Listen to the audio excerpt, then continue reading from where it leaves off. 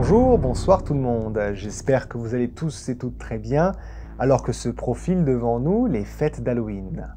Nous nous retrouvons ce soir pour le début d'une petite série d'histoires sur les témoignages paranormaux des abonnés. À l'inverse des vidéos habituelles, j'ai décidé pour cet épisode un peu spécial de changer les choses. Pendant 3 jours, un témoignage vous sera raconté. Le 31 octobre, je vous ferai une conclusion de ces 3 histoires, car, comme d'habitude, un seul de ces témoignages sera vrai. Je vous laisse donc avec la première histoire, et on se retrouve le 31 pour la conclusion.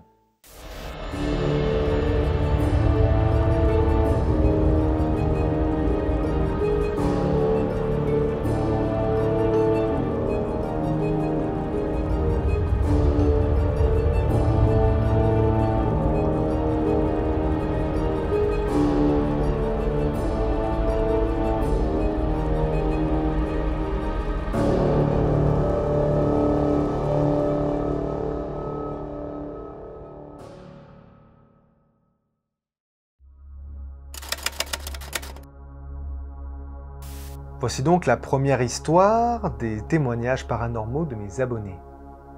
Notre témoignage se déroule il y a de nombreuses années dans le sud-est de la France, en 1994 pour être précis. Nous apprenons le malheureux décès de mon oncle Manuel le 27 mars de cette même année. Il était un proche de la famille et son décès nous a évidemment beaucoup atteints. Très peu de phénomènes étranges nous sont arrivés à ma femme et moi-même. Cependant, je les trouve assez fascinants pour en parler ici. Le premier phénomène débutera 3 jours après son décès, le 30 mars 1994. J'étais alors dans la cuisine, en train d'essayer d'installer une chaise d'appoint pour notre bébé de 2 ans sur notre table à manger. Il fallait y insérer des vis, et n'y arrivant pas, je me suis pris une pause pour aller passer un appel téléphonique. À mon retour, comme vous pouvez l'imaginer, l'étrange se présente à moi. Le siège d'appoint était correctement fixé sur la table, les vis enfoncées dans les interstices. Je sais que je n'avais pas inséré ces vis, elles m'énervaient au plus haut point, et ma pause me permettait de souffler avant de reprendre. Évidemment, je n'ai aucune idée de ce qui a pu se produire, et à ce jour, le mystère reste entier. Mais comme je le disais, ce témoignage n'est pas lié à un seul phénomène étrange, mais plusieurs. Et en effet, quelques jours plus tard, alors que ma femme et moi-même rentrons de la messe donnée en son honneur, nous découvrons avec stupeur à notre arrivée à la maison une forte odeur de café. Jusque-là, rien de transcendant, sauf que cette odeur était exactement la même que celle du café que prenait mon oncle quand il venait visiter sa sœur, ma mère, et qui à présent embaume la pièce d'une odeur de graines de café italienne. Évidemment, nous buvions nous-mêmes du café, mais ce n'était pas cette marque. Et de toute façon, c'était bien la première fois que cette odeur nous apparaissait si forte dans un autre lieu que chez ma mère lors des nombreuses visites de mon oncle. Enfin, la dernière petite histoire que j'ai à faire à travers ce récit est peut-être celui qui m'a le plus interpellé. Et il s'est déroulé bien des années après les premiers phénomènes, et celui-ci m'a clairement signifié que tout ce que nous avions vécu était lié à mon oncle Manuel. Aux environs des années 2010, la date exacte m'échappe à présent, nous avons fait l'acquisition d'un climatiseur mural pour apporter de la fraîcheur à un été qui s'annonce brûlant dans le sud de la France. Le climatiseur est alors fixé au mur, au-dessus d'un portrait christique peint par mon oncle Manuel, qu'il m'avait offert lors d'un anniversaire. Alors que les semaines passent, je décide d'épousseter la sortie du climatiseur, très poussiéreuse, et pour ce faire, je prends soin d'enlever le tableau pour ne pas le faire tomber. Je nettoie donc l'unité et une fois fini, je ramène le linge dans la cuisine. Et quand je reviens dans la chambre, vous l'aurez deviné à nouveau, le tableau peint par mon oncle était remis en place sur son crochet.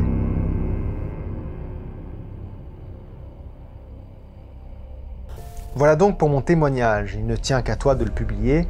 Quant à moi, je suis persuadé qu'il y a un rapport entre mon oncle et ces étranges phénomènes que je n'explique toujours pas à ce jour.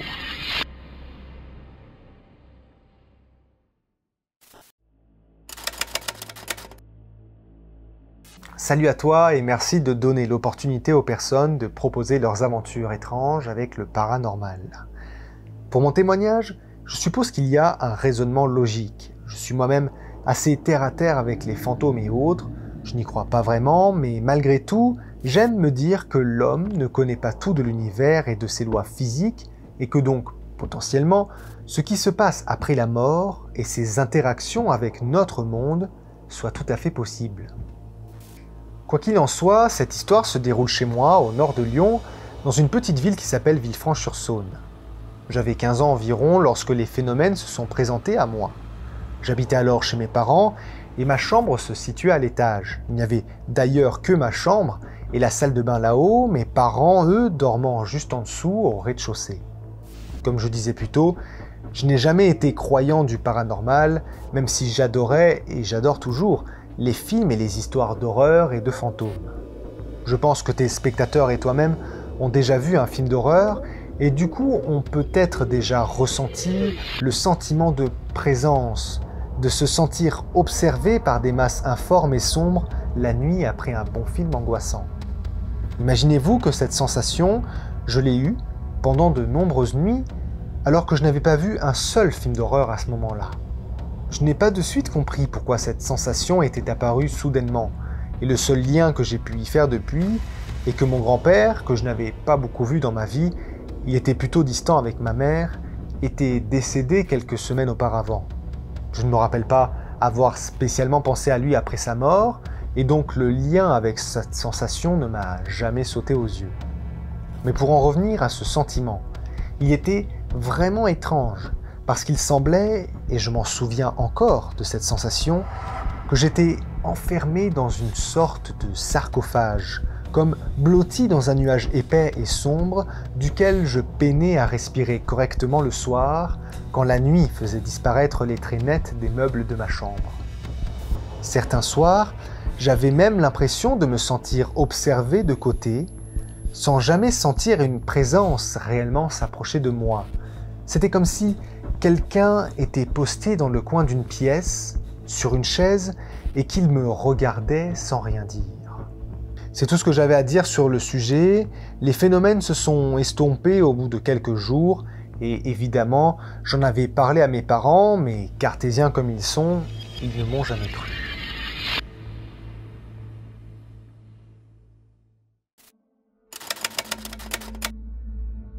Ce témoignage et ces événements se sont déroulés dans la nuit du 4 septembre.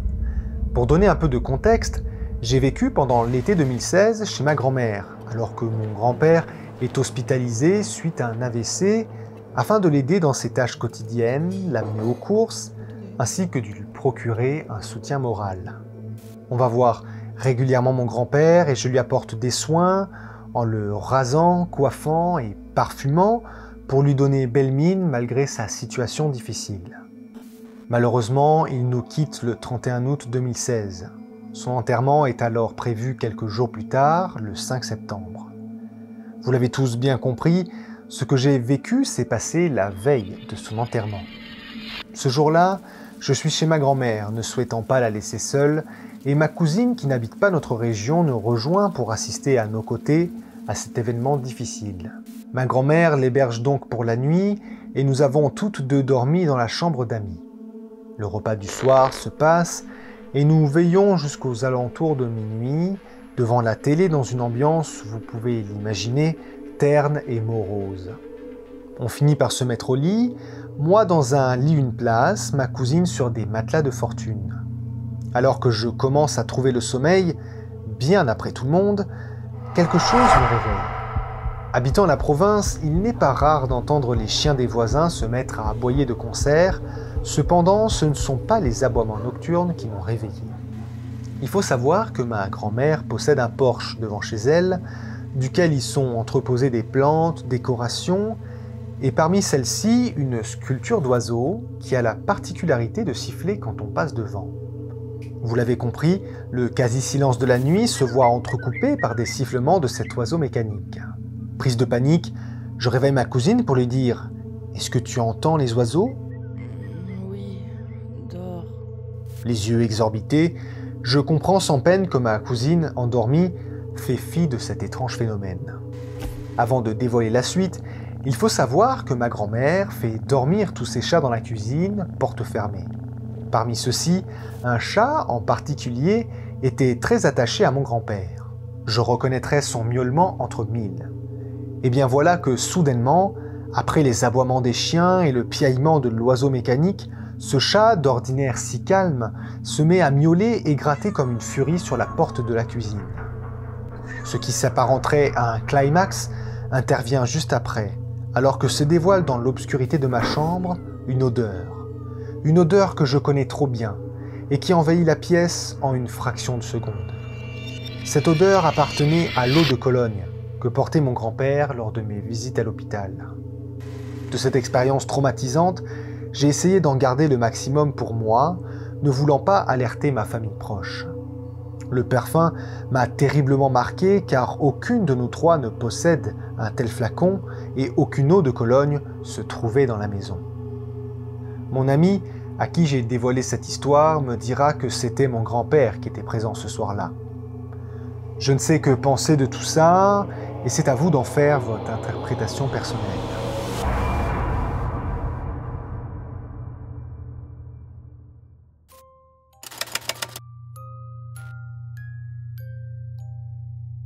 Installez-vous confortablement, car c'est bien ce soir que nous découvrons ensemble la véritable histoire.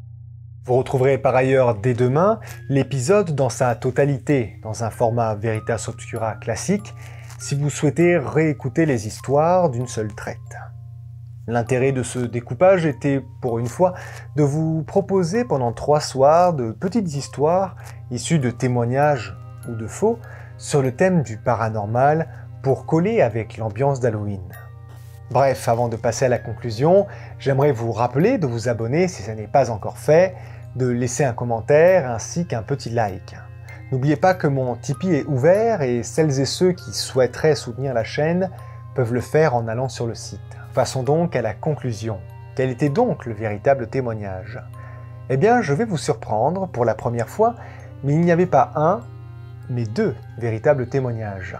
Le premier est celui de l'oncle Manuel. Et je peux vous dire que je connais bien cette histoire, puisqu'il s'agit du témoignage de mes parents. Alors, eux le savent autant que vous, je suis un petit cartésien dans l'âme, il m'est difficile de croire à ces phénomènes, mais ils m'attestent avoir vécu ces expériences, et en ce sens je les crois. Le deuxième véritable témoignage est celui de cet abonné qui a perdu son grand-père et qui a senti son parfum de Cologne, et vécu d'étranges phénomènes au cours de la même nuit. Si tu regardes cette vidéo, j'espère sincèrement avoir traité ton histoire avec toute la décence qui est de mise. L'idée derrière mes épisodes restera toujours de traiter le sujet quel qu'il soit avec le respect qu'il mérite. D'ailleurs, en ce sens, je vous invite tous et toutes à rester courtois dans les commentaires. Je sais, j'ai la chance d'avoir une communauté très respectueuse, mais je me devais de vous le dire. La tolérance sur les croyances de chacun est très importante pour moi, et tout autant que j'ai mes certitudes, je ne m'en vais pas les imposer aux autres. Bref, voilà donc la fin de cet épisode spécial pour Halloween. J'espère sincèrement qu'il vous a plu. Mais quoi qu'il en soit, vous le savez, il ne me reste plus qu'une seule chose à vous dire. La vérité peut parfois être plus sombre que le mensonge. À bientôt tout le monde.